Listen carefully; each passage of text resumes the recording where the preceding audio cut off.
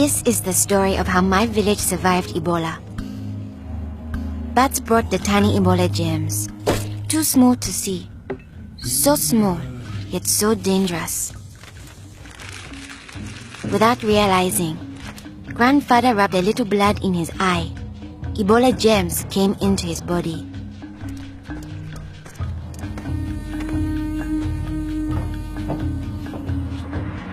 Days went by. Then grandfather got a terrible fever and weakness. We thought it was malaria, but he was soon much worse. He had vomiting and diarrhea. His fever got even higher. I ran to get the nurse. But grandfather had already died. I was heartbroken. The nurse thought it might be Ebola, a disease caught from bush meat, but which spreads from person to person. Others in our region had already died of this new disease. Unless we understood the disease and followed their rules, it could spread further and kill many more people. She explained that Ebola was in the body fluids of someone who was sick or had died of Ebola. Their sweat, tears, mucus, saliva, vomit, diarrhea, urine, breast milk, sexual fluids, and blood. When we touch a sick person's body fluids, the Ebola germs can get into small breaks in our skin or into our eyes, nose, or mouth. The Ebola germs spread into our body and make us sick. When somebody dies of Ebola, that body is much more contagious. No one should ever touch the dead body. The nurse advised us to wash our hands with soap and water right away. She contacted the trained burial team to help us bury grandfather's body safely. The burial team came. They comforted us and explained what they had to do to protect us. The team wore protective clothing that kept them safe from the dangerous germs.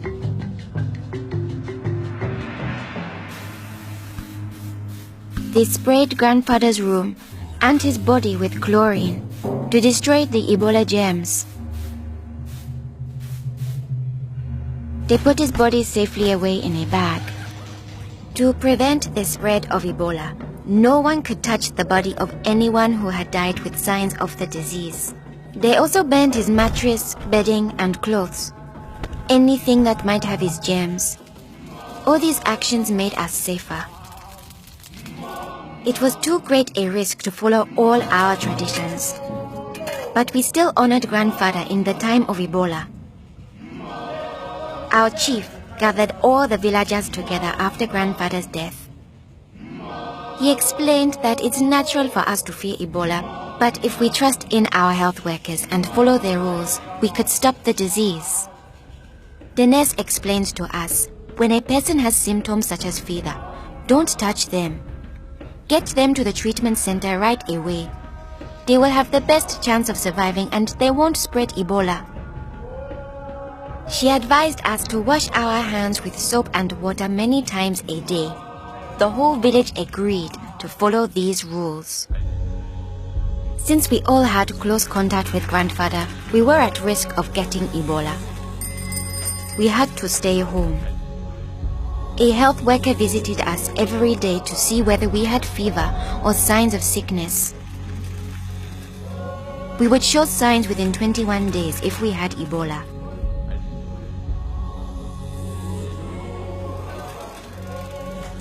Many days passed, and I thought we would all stay healthy.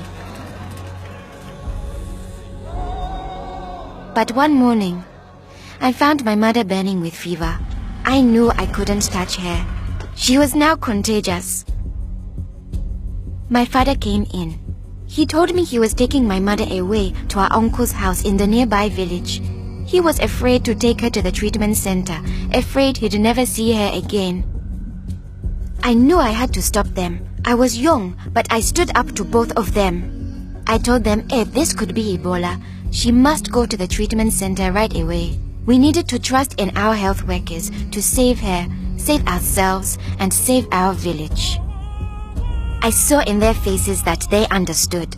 Running away would only lead to more death and suffering. My mother tested positive for Ebola.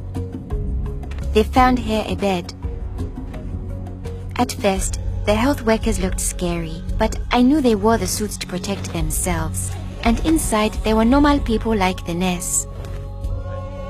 They took good care of my mother.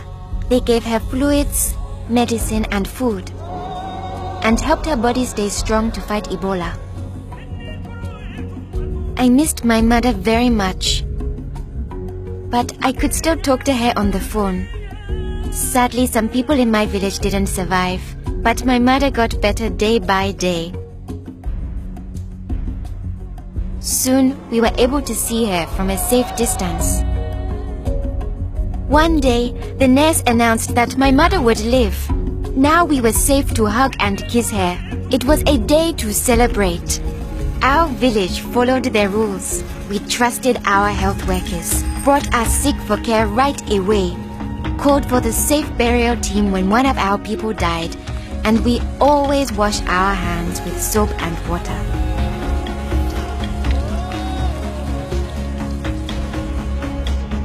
Our village survived Ebola. Yours can too.